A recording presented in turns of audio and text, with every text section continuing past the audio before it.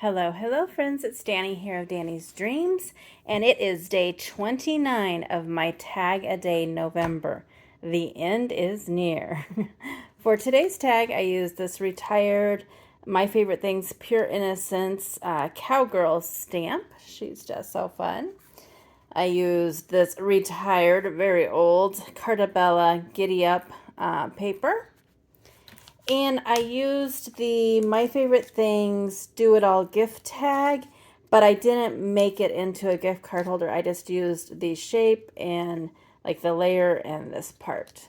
So it is a very versatile die. You don't always have to add that pocket for a gift card. And I did use some ribbon and some jewels and some stickles. But there is my cute little cowgirl. You can kind of see I got her all sparkly. She has sparkly boots and her band on her hat and added some gems. And she's just so cute and adorable. Just cardstock on the back. But there is my little cowgirl for day 29. Thanks so much for stopping by. I will be back tomorrow for the last tag of the month. And then I'll be back on December 1st with a recap of all the tags that I created this month. Until then, go do something for yourself, do something crafty, maybe make a tag. See you later. Have a great day.